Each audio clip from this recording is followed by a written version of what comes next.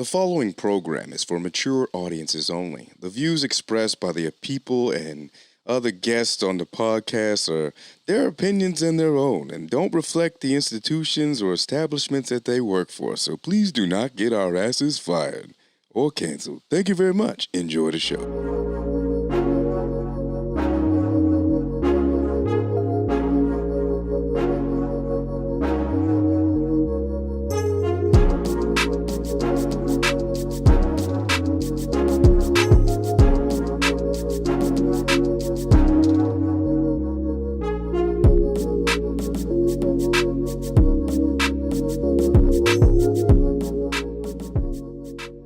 What's up, Glad Gang?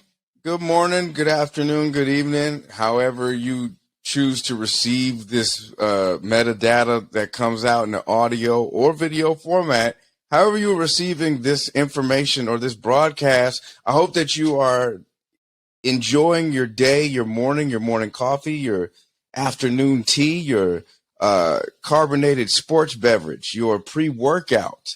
If you partake, if you are partaking on an adult beverage, whether it be a frothy, tasty beer, or whether it be a glass of port while you play chess in your study and listen to this podcast, however you consume it, welcome to Glad You Made It podcast. My name is Jay Whittaker. I appreciate you coming through to listen.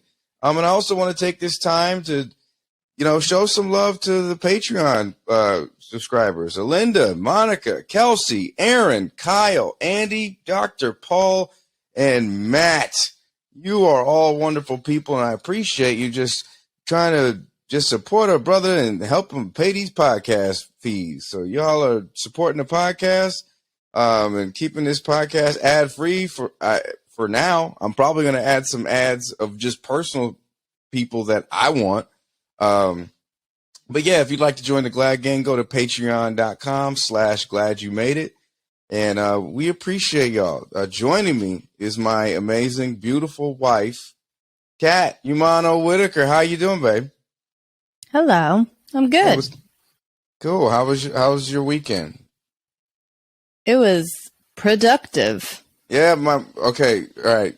Just let us know so what happened? What happened during your weekend? Because I was working. You were. I sheetrocked downstairs. I know, she's sheetrocking downstairs. So yeah, so we had a little bit of incident during last year. And we've honestly just time has kind of gotten away from us. And her and mom redid the sheetrock. And I'm very happy and very proud, and I appreciate you doing that while I was at work. So that is my early gratitude for my wife doing the sheetrock in the house. I appreciate that shit. I am proud of myself. All right, cool. Why are you talking like that? Just talk. Just talk regular. What's going on? No, I'm proud of myself. All right, there we go. I was like, are you going to talk like this the rest of the episode? This is Gratitude. Yes, I am. Yeah. Welcome to Glad You Made It podcast. Like, what the fuck? I'm like, just talk normal.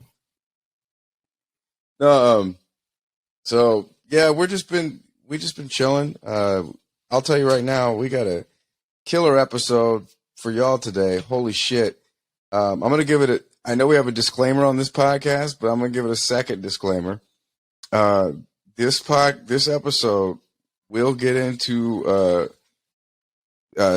September, as we record this, is Suicide Prevention Awareness Month, and we'll have some there. This episode will have some moments of suicidal ideation, as well as some very triggering moments, full of so just be mindful of that, but it's a great episode. I'll tell you that right now. We got comedian Narado Moore, aka Rod for short. You may know him from Roy's Job Fair on Comedy Central podcast. It's a hilarious podcast. Make sure you check out Rod's podcast, Uncle Rod's Story Corner. I'll tell you right now, it ain't for the weak. There's one episode called I Put Nair on My Balls. And or I think that's the episode title, is like I put Nair on my balls. I have not done that, and I don't plan to. I don't think you're supposed to, but doesn't mean you can't. Yeah, I'm not saying you can, but I would prefer anyone not. So, we've been consuming. It's been a good TV week for us. We've been consuming. Game of Thrones is back, and we are thoroughly enjoying it. It got good this week. Yeah, it got nasty. Got weird, but it got good. Yeah, like I was just like, oh, this shit is gross, but cool. Good for we back. Yeah, I know. Like that's exactly. Is like that's what it's getting gross again. We back. Yeah. Baby, let me turn. Hold on, your level's like loud as shit. I don't know what's going on, but we'll fix that in post. Probably not, but whatever.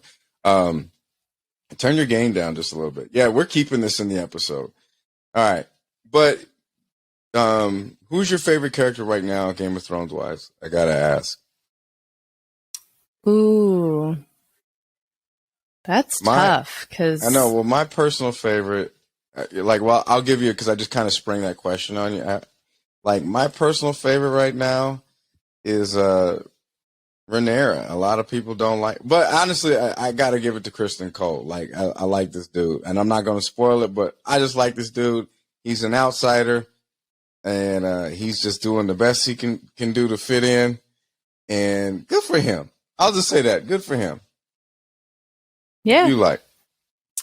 I do really like Rhaenyra a lot. She's she has a very interesting storyline, but I think the king is also fascinating. Was it Viserys?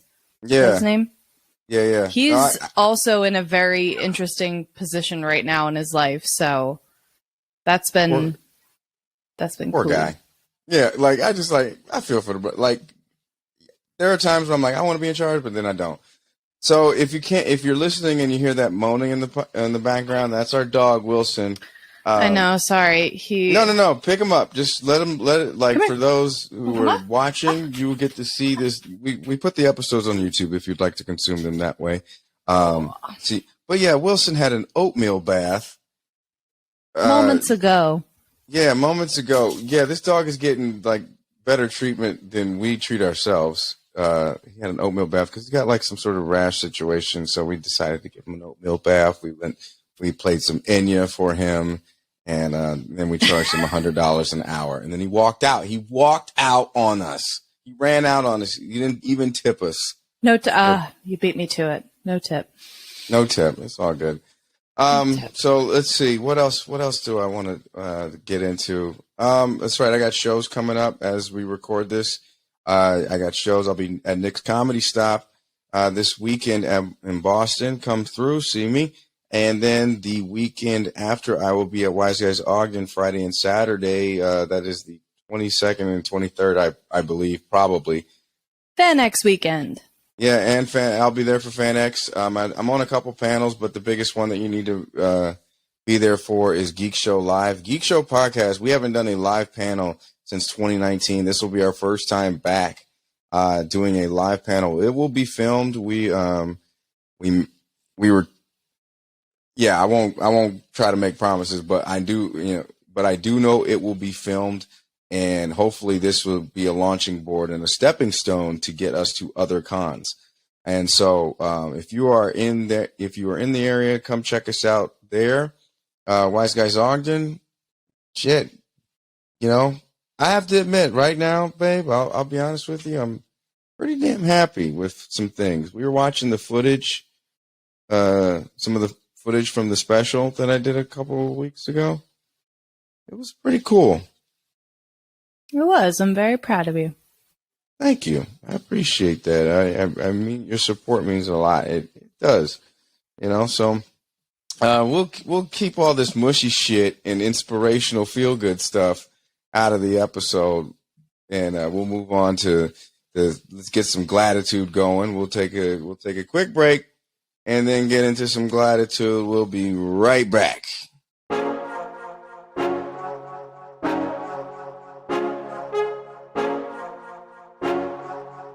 And we're back. Woo. Hey. All right. So Welcome to the gratitude segment. It is a combination of the word glad you made it and gratitude, and I just decided to do You gratitude. almost forgot, yeah. Yeah, I forgot. Look, I don't word good. We gave the dog an oatmeal bath. I'm spent. So this is where Kat hits us with some pretty silly news or good news, some feel good news to keep us going in this world full of despair. What you got? So you'd be surprised how hard it is to find stories that are just silly. I'm not surprised at all. This is doom and gloom, Armageddon, climate change is real, whatever. Like, yeah, I did see a story. Well, I'll let you drive. You go ahead, Ben. Okay. I did have to try to decide. There was one about the corn kid, but I decided to pass on that because he is more than getting his shine right now. So if we don't mention the corn kid, then he'll be fine. Anyway, so first story is headline: Iowa town asks, "Where did we put our time capsule?" So the small northwest Iowa city of Sheldon planned to make the opening of a time capsule one of the centerpiece events of its 150th anniversary this weekend, but it ran into a slight problem. No one is sure where the time capsule is buried. Well, so yeah, basically it's a 150-year-old time capsule, right? Yeah, so they're trying to find the exact instructions on where to dig because they have to dig into like concrete. I don't know who planned this, but okay. So they're postponing it until they said that its specific location is a bit fuzzy. Well, yeah. I mean, back 150 years, this is back when, like, what? Post-Civil War shit? If I'm not mistaken, yeah. Like, this is back. They hid the place back in. They hid this time capsule back when Game of Thrones was happening. You know, this is baby. Trust me, Game of Thrones was real. 1872. So, yeah, this is what was going on in 1870. I'm gonna look this shit up. So they lost it. This is in Iowa. Mm-hmm. Okay. Sheldon, Iowa. What the? Who was even in Iowa besides indigenous people that probably got ran out because that story. Let's see what was going on. I'm looking at this. There was the New Zealand Wars that was going on. A lot of wars going on back in 1872. They had nothing else to do. The Met opened in New York City. Okay, that's cool. Yellowstone National Park became a thing. Okay, all right. So let's see. Wait a minute. A great solar flare happened. Wow. Okay. February 13th of 1872, Mardi Gras happened for the first time. People started showing titties and getting beads in 1872. That's right. Those great post-Civil War tits, and the Reconstruction era. Some President Grant Amnesty Act titties. Yeah, give me those beads and a sarsaparilla or whatever. Let's see. What else happened? Oh, women's suffrage. American suffragist or suffragette. That's one of your favorite words. No, it's not. Shut up. You suffragettes. Shut up. In defiance of the law, American suffragette Susan B. Anthony votes for the first time in 1872. All right. Okay. All right. That's kind of a big deal. All right. Great Boston Fire of 1872. Excellent. A large fire begins to burn on. No, that's not, baby. It destroyed like 65 acres of the city. It's sarcasm. Oh, okay. All right. Well, yeah, but this is the reason why they probably don't have a grid system in fucking Boston. Jesus. Let's see. The Met police strike. A lot of things. Let's see. A lot of things happened. Quite the year. That's why they couldn't remember where they buried this goddamn time capsule. There's just too many current events to keep up with. Holy shit. The first FIFA soccer match happened in 1872. Wow. Another pharmacy, a big pharmacy, Big Pharma started in 1872. 1872 was a pretty big year. the Reconstruction era. Good for them. They didn't know what the hell they were doing by then. They were flying from the seat of their pants. Well, shout out to Iowa for not knowing what the hell they're doing. You know, I mean, but really, let's look up Sheldon, Iowa, and get, like, no disrespect to Sheldon, Iowa, like, this is our first time. This is anyone's first time. Oh my God, no wonder. Sheldon is a city in O'Brien and Sioux County of the United States of the U.S. state of Iowa. The population is 5,512. No wonder no one knows where this shit is. What the fuck is even in an 1872 Sheldon, Iowa time capsule? Is it probably just it's probably a note saying, "Hey, get the hell out of here. This place, what? Sorry, I'm really giving Sheldon, Iowa the business right now. What was this place even known for? For whatever reason, I hope this spikes our listeners in Iowa. Yeah, probably not. So you're shitting Sheldon all got its. Oh, okay. To be fair, Sheldon got its start in the year 1873. So this okay, all right. I was trying to figure out why I should give a shit. Okay, well, shout out to these people for losing their time capsule. Hopefully, it had some Mardi Gras titty beads in there and some suffragette votes or whatever. I don't know, but shout out to Susan B. Anthony for doing the thing. You know, making it. Oh, I'm gonna get canceled today. All right, this is probably my most cancelable episode. What? Baby, I didn't say anything bad. I know. Oh my God, I'm just not kidding. well informed. I'm fucking kidding. Stupid. Oh my God, you know more about history than I do. Anyway, you want the second story? Yeah. Is it gonna make me as pissed as Sheldon, Iowa? Dumbasses. Probably not. Probably not. This one's just kind of silly. All right. Headline. Microsoft reveals Janet Jackson's song had the power to crash laptops, even if it wasn't playing on them. I saw this? Yeah, we talked about this. This is funny as hell. Yeah, and it's so an investigation into the mysterious system failures found that playing the music video didn't just crash the laptop it was on, but it also caused laptops nearby to fail. So, is it Rhythm Nation? Long story short, it is Rhythm Nation. Yeah. So basically, there was this specific manufacturer, it doesn't say, of laptops that when they would play the Rhythm Nation music video, award-winning Rhythm Nation music video, it would cause that laptop and the laptops around it to crash. And I guess what happened was, it was the song contained a frequency that, what is it? It contained. It's the same idea of like an opera singer singing at a certain tone and shattering breaking a glass, or a brown note in South Park that makes you poop your pants. Yeah, whatever. It's the same difference. Yeah. So Janet Jackson was ruining computers. I love it. Shout out to Janet.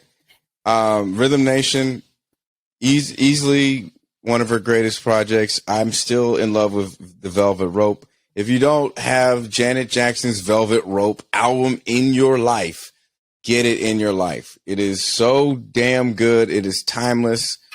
And then I know you like that one song. The one that it's all for you. That's you just like that part. Yeah, but yeah, I turned it off after the. No, you should let it keep going. That's a bop. I'm kidding. Everyone all right. Everyone's mission. As soon as this podcast is over, turn on Janet Jackson's The Velvet Rope album and just listen to it. I would suggest don't listen to it on your way to work, but just listening to you when at home. That's like clean your house music. That's vibe. That's like light some incense, drink some brown liquor, maybe get some wine. And then the Janet album, just the first, where she like half naked on, that I had that on cassette. That did things for me. Anyways, that was the Gratitude segment. Thank you, baby. Anything you want to plug? No, not right now. All right. Well, either follow way, me on the things. Yeah. I was just about to say, plug your shit. You can find me on basically everything as Kat Umano Whittaker. Umano is Umano. That's right. So follow her, and we're gonna get right into this episode. I'll tell you right now, like I said, y'all, this is Rod. Rod for short is on this episode. It is going. This I'm gonna tell you right now. This is the most candid and casual. It's gonna take you on a journey. It's gonna start off wild, and it's gonna get real, and it's gonna get wild again. You're gonna hear some wild shit, and I'm so happy that I had a chance to talk to this brother. Like listen to the podcast, but also the whole time, if you watch the show, he's in the back just smoking a square. He's just talking to me in his gaming chair, his little Skyrim chair, and smoking a square while he talks to me. And I really, really appreciated this brother just for coming by on the podcast. It was so nice to hear his story, so nice to hear his perspective. He is forever the contrarian. He's a great comedian, ladies and gentlemen. And to everybody who enjoys podcasts, everybody across the world, please to enjoy Narado Moore, a.k.a. Rod for short.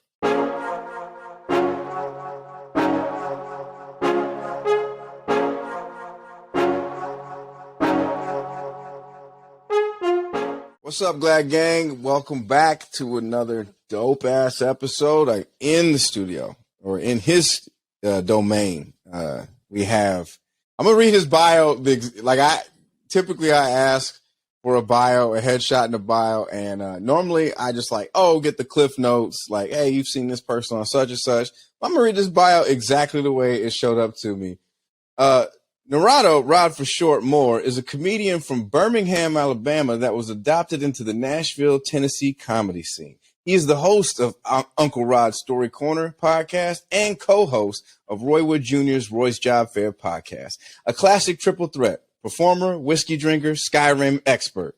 Narado is currently embroiled in a lawsuit with Kanye West over a failed line of cat pajamas. Welcome to the show, Narado, Rod for short, Moore. How you doing, bro?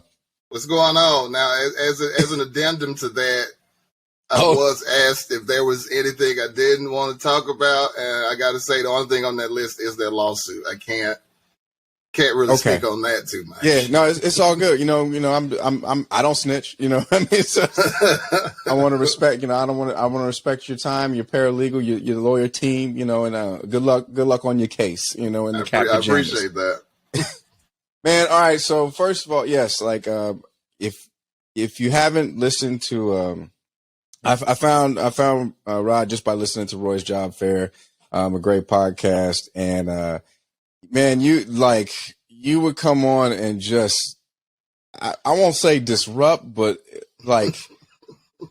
when you cooking and you need that extra seasoning of just that real shit, that's what you come and bring to the table. And I mean, now you showing it used to be like a segment where you just kind of showed up. Now you're just showing up for the full episodes, correct? It seems like you're arriving more early. Yeah, I'm jumping in and out, man, on a few more things. Yeah, and so and clearly you've been around. You've been doing comedy a little over 10 years, correct? Yeah, man. Yeah, so since Birmingham, 2009, Alabama, exactly 13 years now. Damn, and so now you're in Nashville. I've been through there. I've done I think I done stand up live in Zanies, I want to say, but yeah, how's the comedy scene there? Oh, it's great. It's a good time, man. It's a wonderful thing. And I moved to Nashville in 2014, man, and it's been a party ever since. So okay, is Tennessee, is Nashville like the real South? Like what's considered the real? Everybody always say what? Alabama, Mississippi, Florida, Georgia. That's like the real South. Yeah, Tennessee is definitely the real South. The birthplace of the KKK is in Tennessee. I've had to say that to people that will qualify. Before. It happened on Twitter one time a couple years ago when people were having that dumbass conversation they like to have. I don't really consider Virginia the South. You mean where the Washington, D.C. of the fucking Confederates were? The fucking capital of the Confederate States of America was in Virginia. I don't think you get more southern than that. Right. And the same with Tennessee. I don't really consider Tennessee the South. You mean Pulaski, Tennessee is the birthplace of the KKK. I think that qualifies as Southern as shit. So, which leads me to my immediate follow-up question: how are you safe-wise? Are you safe? you doing okay to take care of yourself? I'm very safe. You know, the best way to describe Nashville is like the white Atlanta. Yeah. That might be perfect. Yeah, like that might be perfect. That's how I like to describe it for people. It's just white people's Atlanta. Like that's where white people from all over the country. That's the cool white city right now. So white people from all across the country moved to Nashville. Yeah. No, I wasn't in Nashville, but I was outside of Knoxville at McGee Tyson, down in Alcoa, Maryville, all that stuff. You know what I mean? So I had a chance to. I was there. I showed up around like Juneteenth. Went to the whole Smoky Mountains and watched the fireflies synchronize. I was doing a lot of activity. I didn't know that was a thing. And have you ever done that? Nah, I've never done no shit like that. That's so there were the people that I was there with. One person in particular. I'm eventually get her on the episode. She's a great photographer, and she was like, "Yeah, I'm gonna go up to see the fireflies synchronize at the Smoky Mountains." I was like, what the fuck are you even saying to me? But apparently that's where people come through and they pay all this money to go up into the forest in the middle of the night with all the lions, tigers, and bears and wolves and shit and see fireflies basically smash. It's pretty, I ain't even gonna hold you like, that should be cool. I mean, I'm sure it is. I bet it was, but like, I'm the type of person that has enough interest to not be stuck with doing some shit like that. Like like there's enough shit to get into to be like, you know what the most exciting thing I think I could do today is go watch fireflies fuck. Like I'm good. All right. I mean, is my internet not working no more? Like why the fuck am I gonna go do some shit like that? Listen, look, there wasn't a lot to do. I was only there for 4 days. I didn't have a lot of time. Okay. So I didn't know you back then. I would have known. I would have driven like a couple hours and met up and then whatever. You could have shown. I mean, you were in Knoxville. I get it. You know, ain't nothing in Knoxville but the University of Tennessee. So I understand. Yeah. So you could have taken me to what? White Atlanta or whatever. Yeah. But the South is pretty safe. Like most people base their opinion on the South on the historical records of the racism and whatnot from back in the day. But like, I've been in the South my entire life. I ain't never been called a nigga by a white person. I ain't never had no problems with white people or running from lynchings and shit. Like, you know, like even like when you watch the news and you see all these, somebody's been killed for being black. Like that shit don't be happening in the South. Like, so, you know, it's a reputation thing. I won't say that I'm bothered by it on a personal note, but a lot of people need to realize that, like, like the South it's not what you There's assholes everywhere. Exactly. Yeah, like you know racism is an American institution. It's not a Southern thing. Right. Let's not forget that the slaves weren't freed, you know, by Abraham Lincoln because he liked black people. He did it to piss off the South. He didn't do it because he loved niggas so much. Oh, talk that shit. Talk that shit. Oh, this is exactly why I wanted you to come on. No, man, like, and so you've been doing comedy since 2009. I mean, were you growing up? Were you always the funny cat? Like, were you just? I was. How'd you get into comedy? The weirdest thing about it is I never wanted to be a comedian, and I've been in love with comedy my entire life. But I promise you, from being a child, I listened to all the records, watched all the specials, all the movies, knew it back and forth. But not one time did I ever think, like, I'm going to be a comedian. I want to try that. I never thought about it. I actually got into it quite by accident.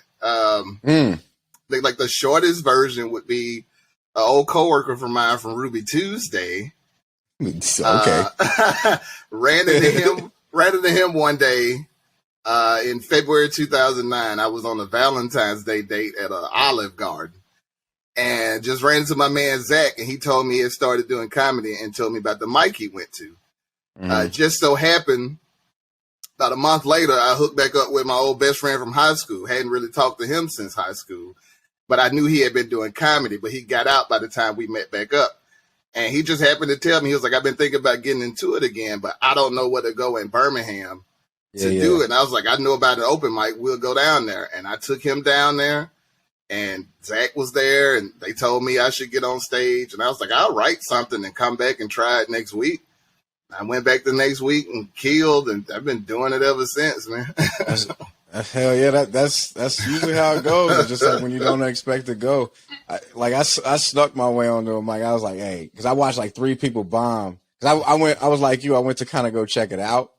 You know, I always kind of wanted to do it, but then I watched 3 people bomb in a row, and I was like, let me just try this and just see, like, and I just kind of riffed. I didn't kill, but I did good enough. You know what I mean? Most people don't, man. Like my situation was an anomaly. Like your favorite, most well-known, biggest, best comedian of all time will tell you 9 times out of 10, their story is, I ate absolute shit on stage the first time. Like most people don't. I was happy enough to do adequate. Yeah. And watching people bomb is a great confidence booster. That's why that's the advice I always give people. Like, don't bring a bunch of people. Don't bring friends. Don't tell people. Just go to the show, watch it for like 3 weeks. And and a lot of people get their confidence. They're scared to go up because they don't want to look bad. And then they're like, oh man, everybody here is doing terrible. I can do this shit. Right.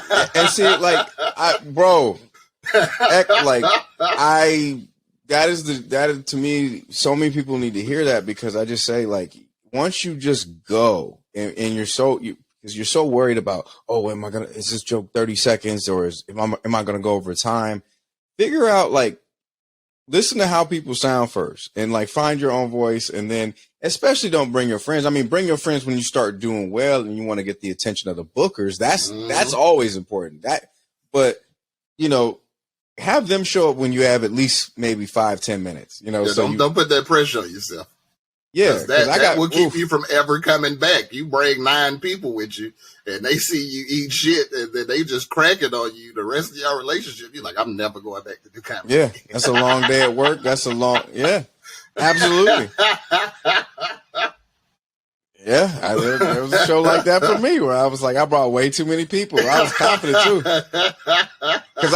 So what I used to do, so my favorite color is purple, and so I would have people wear purple when they come to see me. This is like, bro, I ain't maybe doing comedy like 3 months. Like a student. Tell me why college sports event. All the people in the purple, they were me. They're my fans. Yeah. Man, tell me why I had 30 disappointed ass people in purple watching me bomb. Half of them worked with me. They came the next day. They're like, "Oh, we got a babysitter for this shit." Oh man, sad, pain. Oh, pain. Bro, I ain't tell nobody. I was doing the first night I did comedy. I was at my girlfriend's crib, and I told her, I was like, I got something to go do tonight. I can't tell you what it is now because I don't want to sound too excited about it. Because if this shit don't go well, it wouldn't have been worth it getting your hopes up about. So. Yeah. After when I come back, I'll tell you what happened. But it went good enough, and here we are talking this comics right now, man. It's been a wonderful journey. It's like, I think people don't realize how wonderful of a journey it really can be, because you could just get through like the regular shit. It make, like, when I have issues happen. Like, do you find yourself where you have issues happen or you have to deal with like some pain and then you're like, oh, this is going to be fire when I work through this? You know what? I don't really write personal jokes like that. Okay. I don't really use, but I also don't really have issues like that. So I don't be like, comedy's my therapy. Like, I don't really ever have anything going on that I'm like, I need to talk about this, but I ain't got no friends, so I gotta talk to y'all. So like, fuck, man. I'm low key jealous of that shit. My black ass was alone for 15 years in Utah. I mean, listen, I understand. That's a bad spot. I mean, I've been to Utah. You know, like Salt Lake City is beautiful. It's one of the most beautiful cities you could ever see. Utah is one of the most gorgeous states in this union. But from a cultural standpoint, as far as the state goes, it ain't cool at all. You know what I'm saying? Like, they got the Mormon, it ain't cool. It's got the All-Star game there coming up soon. And I'm like, what is they gonna do? It's gonna be so many fucking Samoans and that motherfucker. Like, it ain't gonna be They're gonna have people axe throwing and shit. They're gonna have NBA players axe throwing fucking. It's gonna be part of the point guard skills challenge. They dribble through these cones and throw up this axe as close to the floor side as possible.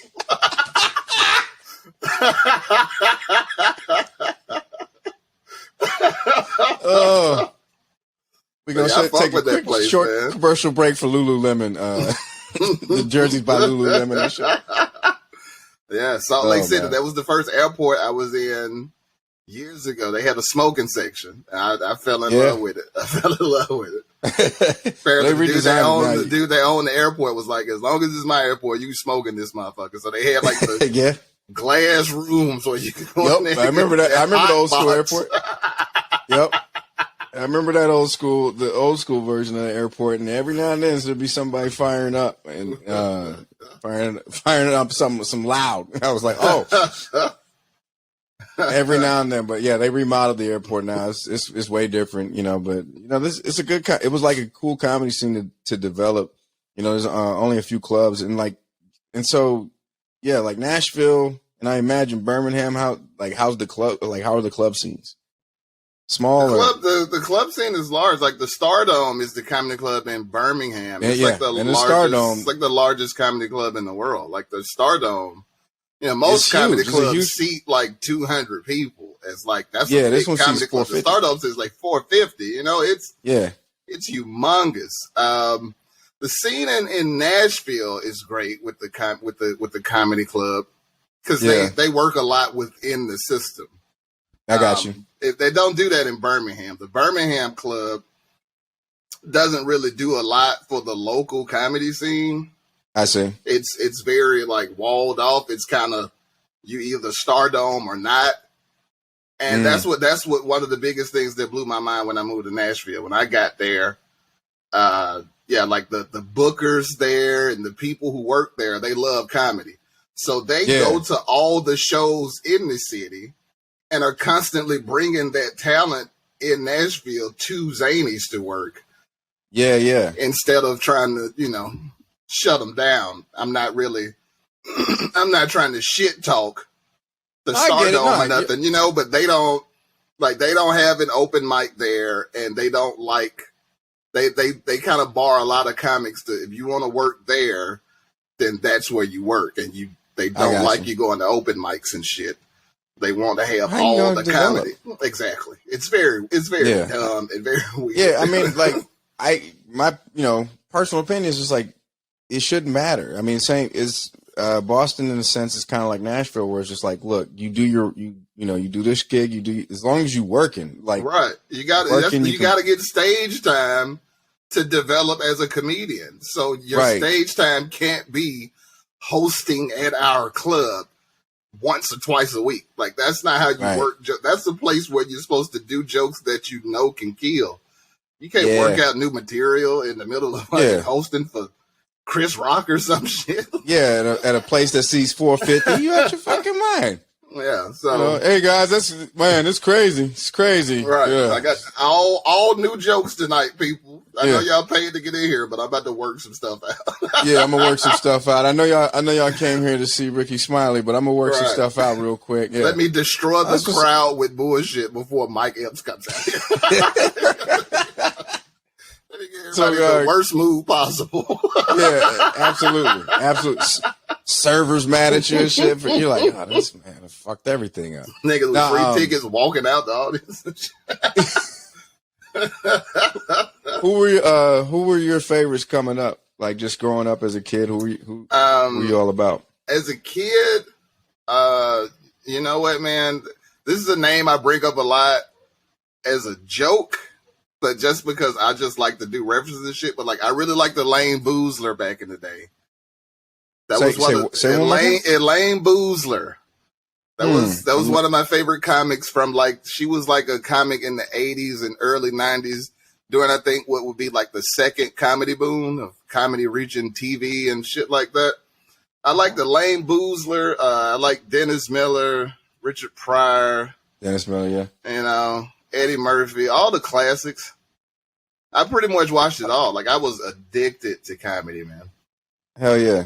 No, like, oh, I'm sorry. Yeah, I just saw her face. It took me a minute because I was like, wait a minute. I had to like legit Google that.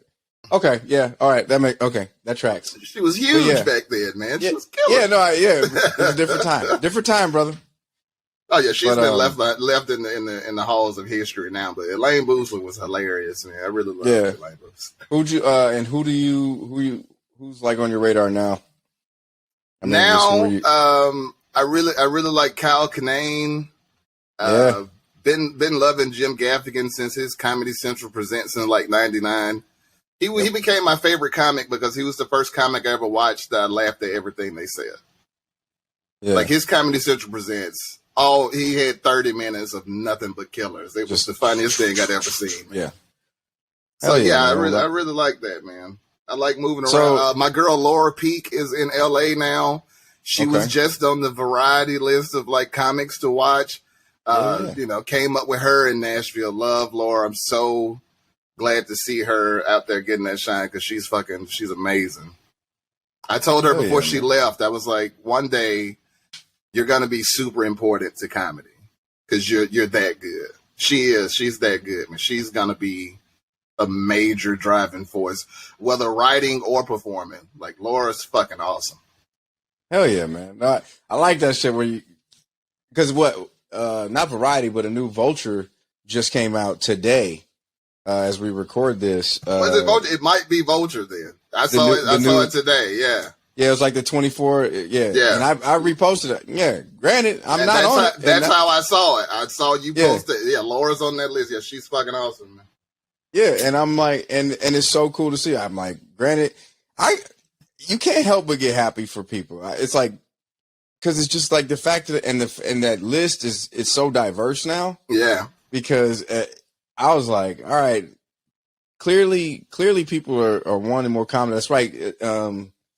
Obviously, dealing with the pandemic, how have crowds been? How has comedy been in your region just since coming back from the pandemic? I mean, it's been real nice, man. I went back out. Yeah, that's the thing. I was wondering if we were going to have that, and we've had it since the vaccine hit in like the spring of 21. And it's still going over into this year that like crowds are really giving comics a chance to knock that rust off and not have so much pressure because audiences are just so happy to be back out of the house on a consistent basis.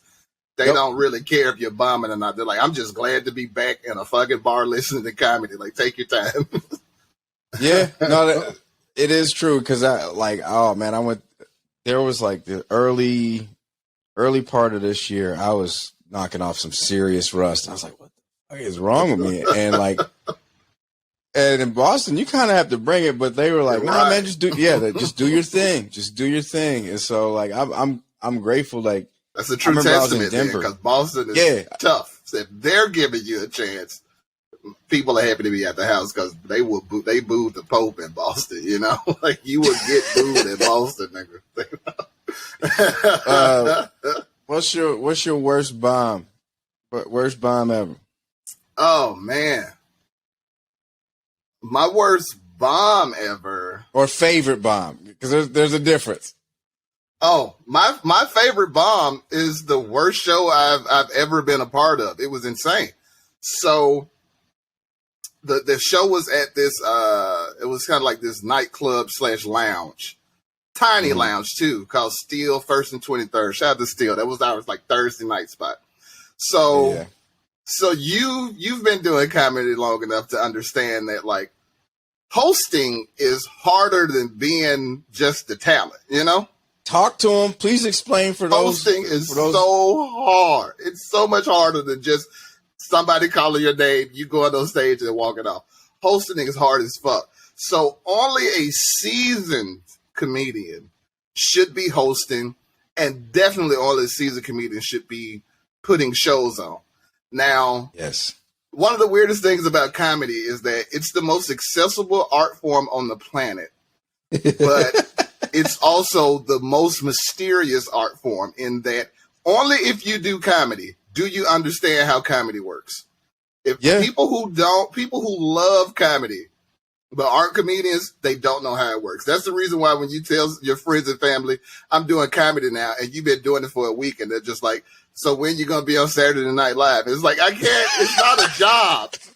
It's not a job. I don't just send the tape in to the Tonight Show like, hey, I do comedy now. Book. Yeah, you're not on Indeed.com and shit. Right. That's not how it works. So a good friend of mine, man, my man Terry T. Shout out to Terry.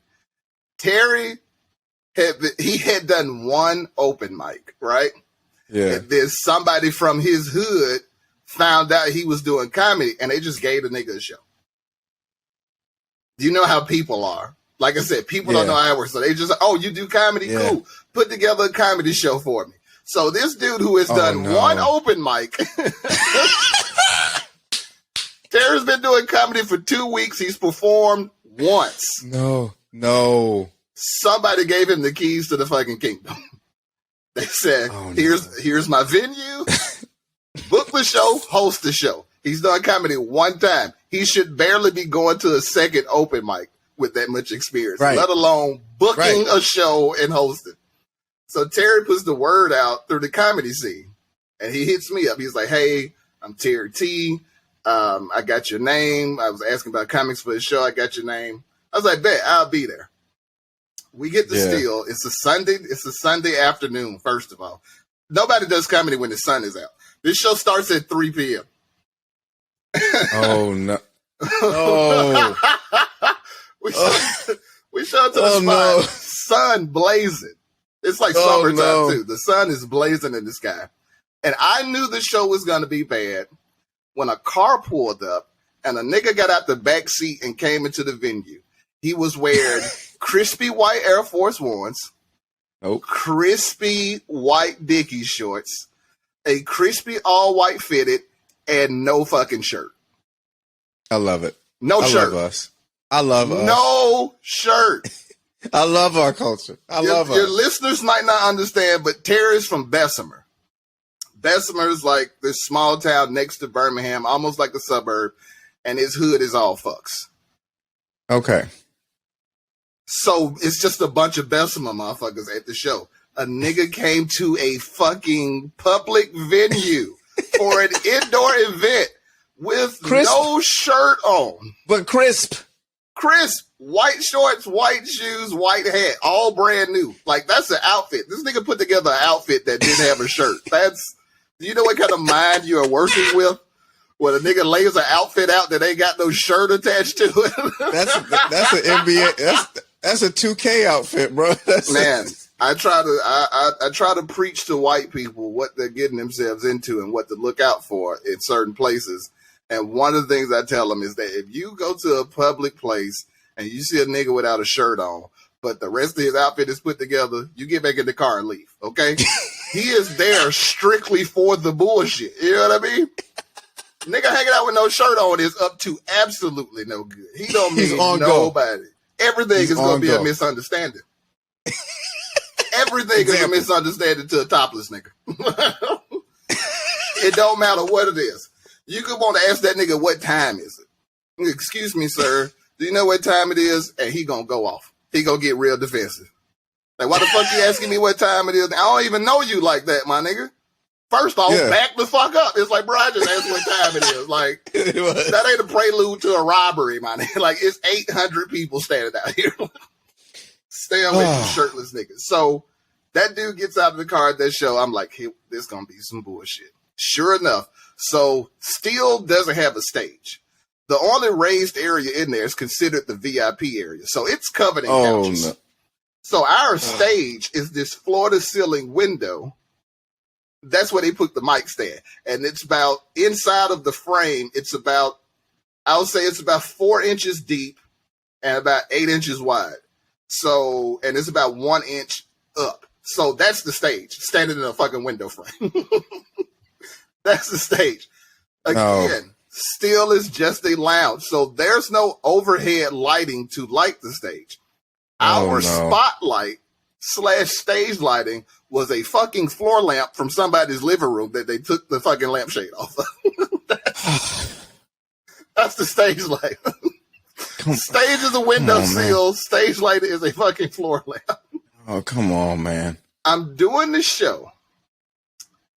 There's these 2 older women sitting right next to the stage. They both look like they had to be in their 50s. Okay. Every time I drop a punchline, I have to wait to move on to the next joke, because not holding for the applause, but holding because one of those women is explaining the joke to the woman sitting next to her. I mean, literally after every joke, she breaks down what I meant in the fucking setup, breaks down the punchline. Now, to her credit, she did laugh once it was explained to her. Okay. She did this. I was on stage like 12 minutes. So let's say I told 8 jokes. After every joke, I had to wait for her to explain it to the interpreter so she could laugh. Yeah, it was straight up. It was like I was doing comedy at the UN or some shit. Yeah, straight up joke interpreter, man. That's my favorite bombing awful show situation. That's the worst show I ever did, and that's the favorite time I ever felt like I bombed or was in a bad show. That's the worst show I've ever been a part of. Did you get paid on time? We got paid. We did get paid. But even Terry knew. He knew how bad the show was. He was apologizing the entire show. And for about 2 months after that, anytime you saw him, he would apologize for this show. And if you bring it up now, he will still apologize for this show today. That might be. So, did anybody engage with Crispy White? No, I put the word out to all the non-blacks in there not to engage with that, man. I'm not joking, dog. I'm out here trying to save non-black people from themselves. They don't know no better. I try to hit white people. That one time I had to usher some white people out the front door at a Church's Chicken because they didn't know a big fight was about to break out. Oh, yeah. But I saw some dude at the counter turn to another dude. He was like, "Hold on, homeboy, I ain't with that fuck shit." I grabbed the white people like, "We gotta go. We gotta go." Bro, the moment you I said, "We gotta go." Oh, God. As soon as you said that, I ain't with that fuck shit, I knew. And you know, churches are small. A whole Church's Chicken is like that whole dining room is the size of your kitchen, whether you live in a studio apartment or a big house. A Church's Chicken dining room is like the size of a den in a house. So if them niggas was gonna get the squabbing, it was gonna be mad. I mean, the white people just standing there like, "Oh, I hope nothing happens." I was like, "Man, we got to get the fuck out." You didn't hear? Out of here. Y'all don't know what he just said, but they about to go. It's about to go down. We got to go outside. So to educate anybody listening, not with that fuck shit. Yeah. If you ever in a place and you hear a black dude scream out, "I ain't with that fuck shit," leave.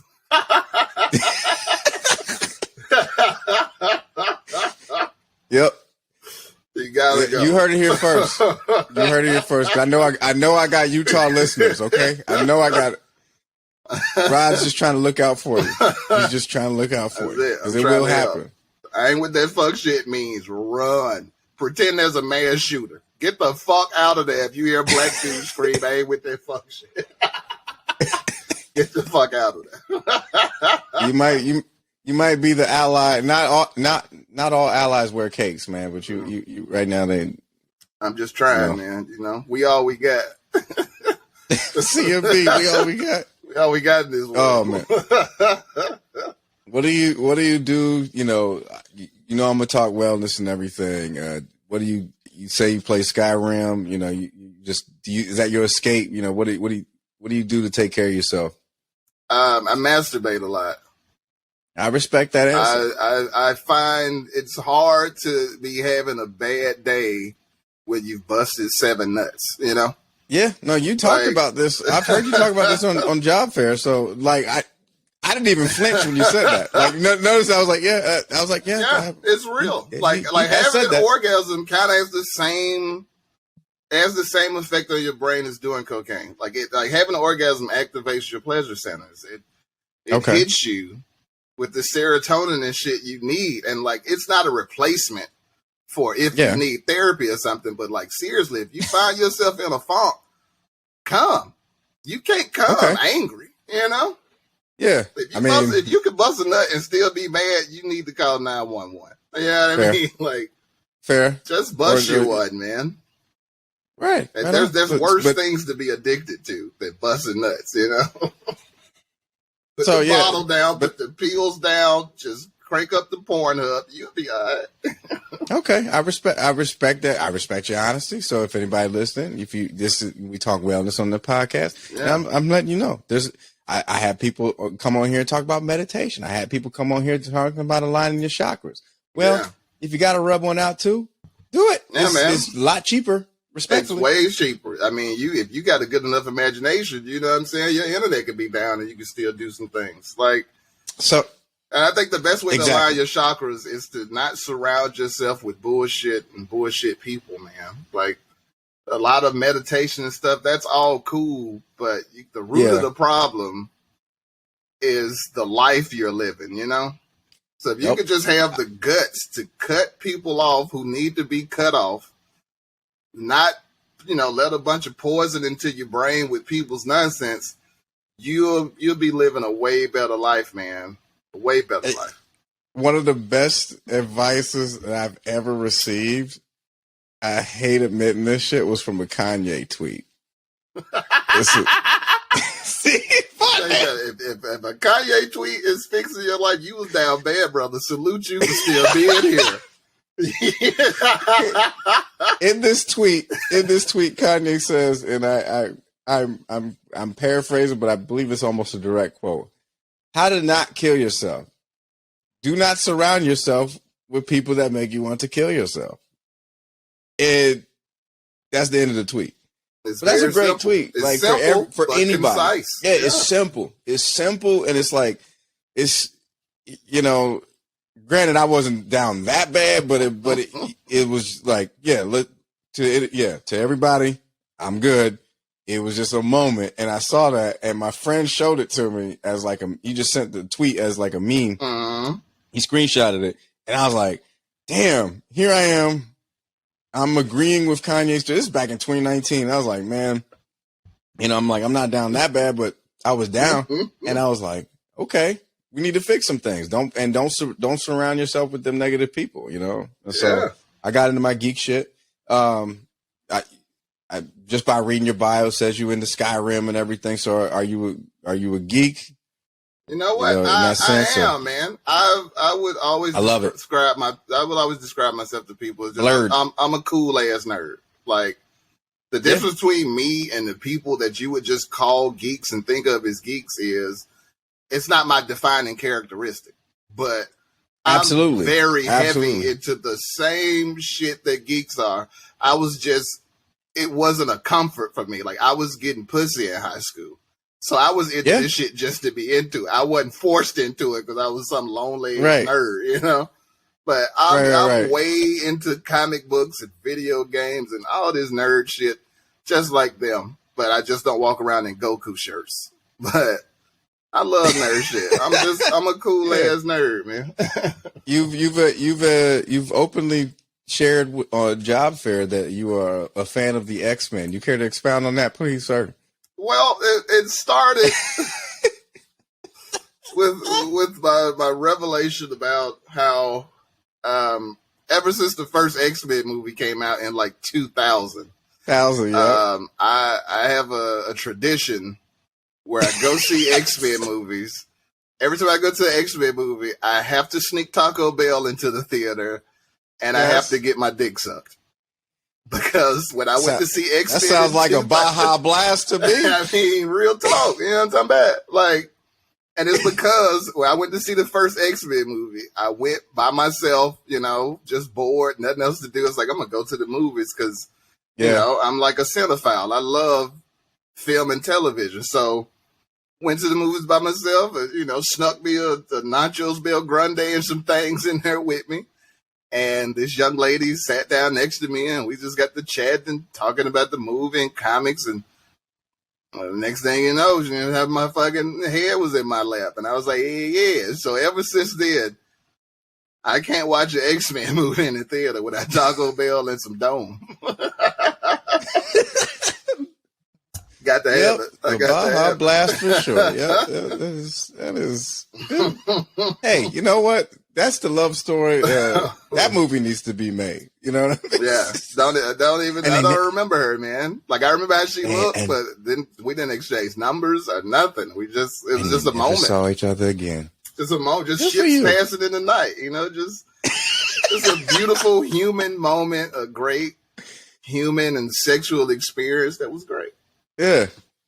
Let's, if you don't mind expanding on just like how, like, sexuality is a spectrum in my personal opinion. Mm-hmm. I mean, like, and just being up for the moment. How do you, like, to anybody that wants to experience? Yeah, repress. You know, just like, yeah. How do you just flip on go? Honestly, man, it's sort of the same way that you go skydiving and things like that. Like, you just gotta get to the edge and fucking jump. Like the biggest thing about like 10 years ago, there was a huge like "don't judge me" movement. Yeah, Those people had it backwards. Like, people are always going to judge you. The way you're not affected by people judging you isn't by people not judging you. It's by not giving a fuck that people are judging you. Like, you can't stop people from judging you.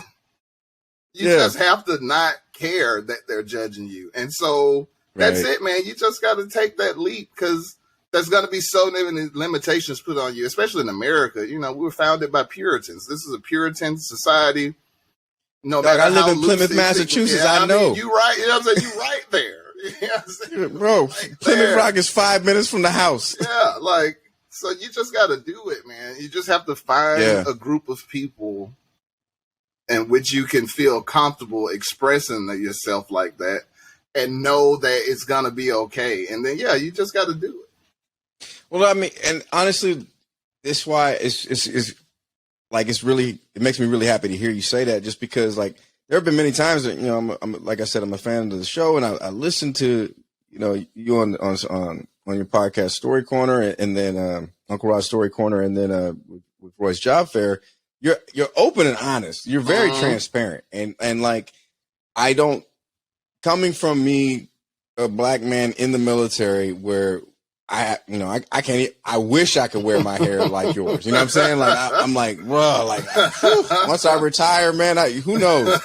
You know, like, I haven't had that freedom to, like, express that freedom of expression. So when I hear you, you know, you and JG kind of go back and forth every now and then, but I mean, like, just like, I just be sitting there kind of like rooting for you, because you're forever the contrary, and where you're always just like, nah, why not? You know what I mean? Yeah. Like, that, to me, I always admire that about you, and just the way you kind of approach things. So, like, it's refreshing to hear you say that. So that's all I appreciate that, man. But just get out there, man. Do what you like, as long as you're not hurting anybody.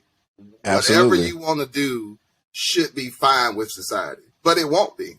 You can't rely on society to give you happiness, because their whole thing is about dictating what makes you happy. So you just got to break those shackles, and just whatever you want to call me is fine. You just got to be comfortable enough with yourself to be by yourself, essentially, you know, because when you make changes like that, the first thing you're going to do is find yourself alone. You know, it's no different than anything that you're trying to get up when you think it's bullshit. Like, if you stop doing crack, then you can't hang out with the crackheads no more. You know what I mean? Like, you're going to lose all those friends. You're going to lose that social circle. You can't just hang out in the crack house and not do crack. Nobody wants that sober person around. So you're going to find yourself by yourself until you find some people who appreciate who you are now. And whether people want to label you a whore or stupid or whatever, like, you just got to say, fuck that. I got to do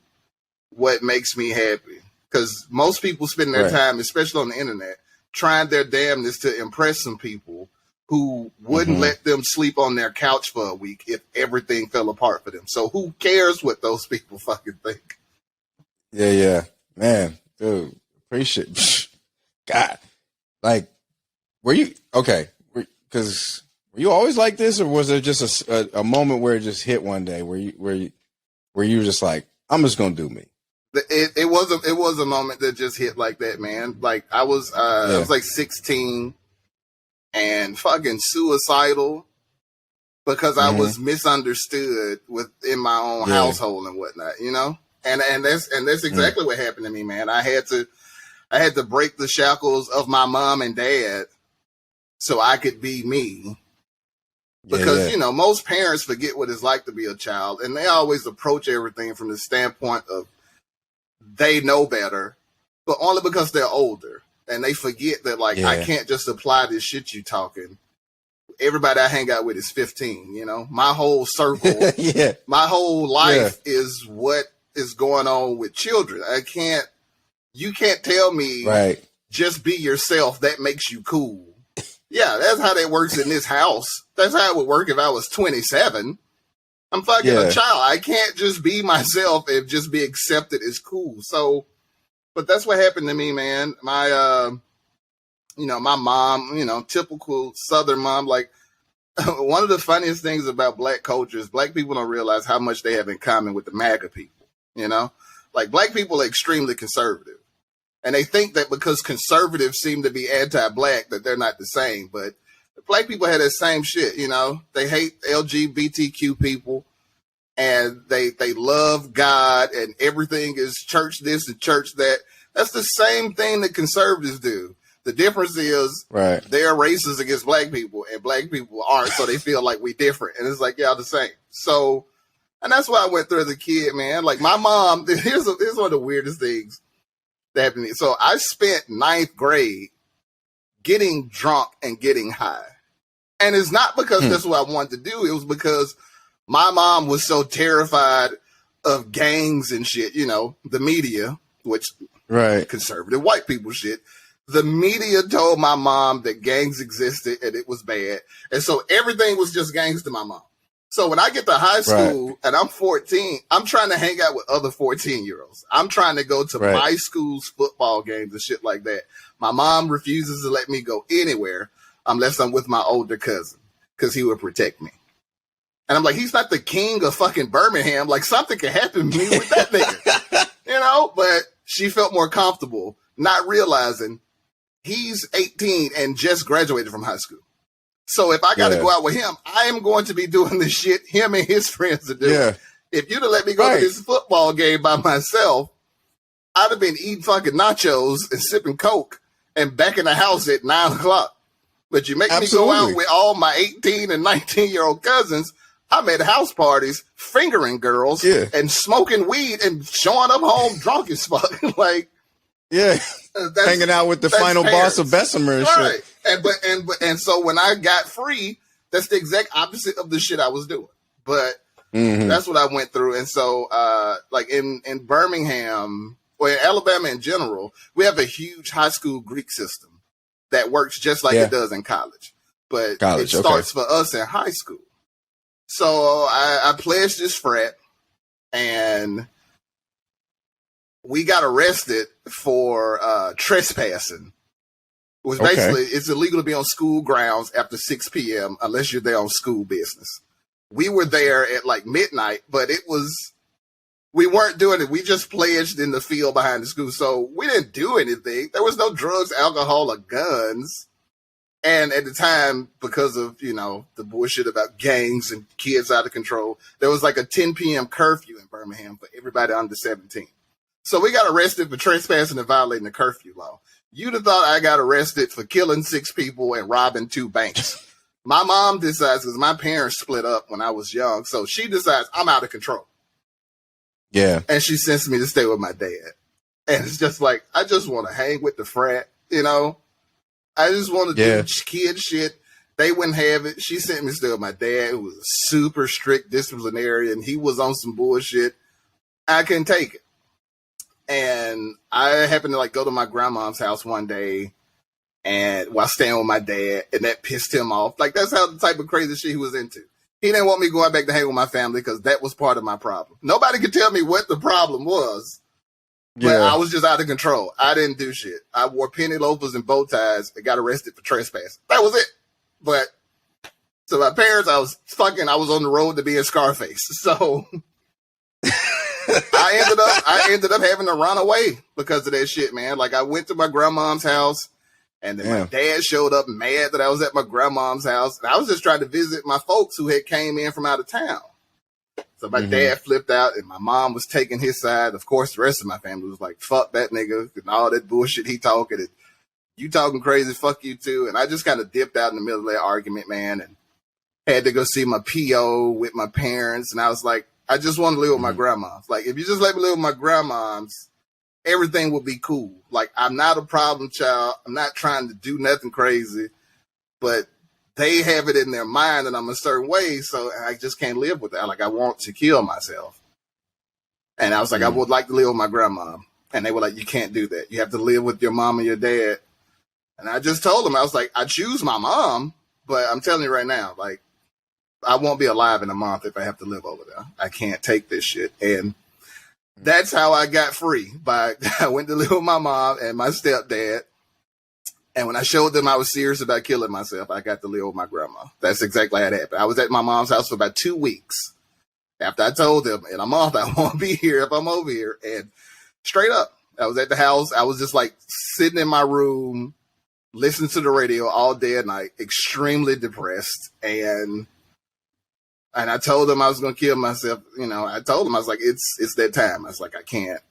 In a week. I'm so sorry, man. Yeah, I appreciate it, bro. But yeah, I was like, in a week, I won't be alive. I was like, I'm just telling you right now. Like, I can't. I'm at the breaking point. And I remember, again, black people and their conservative bullshit. They didn't think I had a reason to kill myself. They didn't understand it. They didn't care. All they had was reasons I shouldn't be depressed and wouldn't accept it. And my stepdad told me, he's like, you know where I keep my gun? So if you're going to kill yourself, you got to do it in front of us. And I was like, all right, bet. And so I went and got his gun. And at first, I didn't know that's what he was just like, you know where I keep my gun? I'm sitting there crying and shit in front of him and my mom's. And I went and got his gun. And I sat down at the table and I gave it to him. And he pushed it back to me. And he was like, if you're going to kill yourself, you got to do it in front of us. And I picked that gun up and put it right in my fucking mouth. And they knocked it out my hand and told me to pack my bags. You can go stay with your grandma. Because I wasn't bullshitting. I was not bullshitting, man. And that's how I broke it. Damn. And I just happened to, you know, like I said, the fraternity I got in high school, shout out to Phi Gamma Rho, it was composed of niggas like me. You know what I'm saying? Like, I had a genius IQ, but I was from the hood. You know what I'm saying? The hood. But I liked other shit.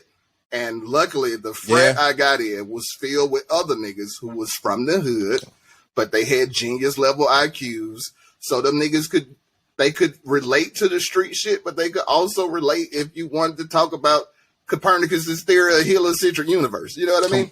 So luckily I hooked up with them, man, and I got to be free. I got to be me, live with my grandma, didn't get into no trouble because I wasn't trying to do no bullshit. And that's the only reason I'm here today, man. So I'm like a true testament of like, just do what you want to do. If it's not hurting anybody, man, whatever people think is weird, whatever the fuck it is, man, just cut the bullshit people out. Because I didn't talk to my dad for like 4 years after that.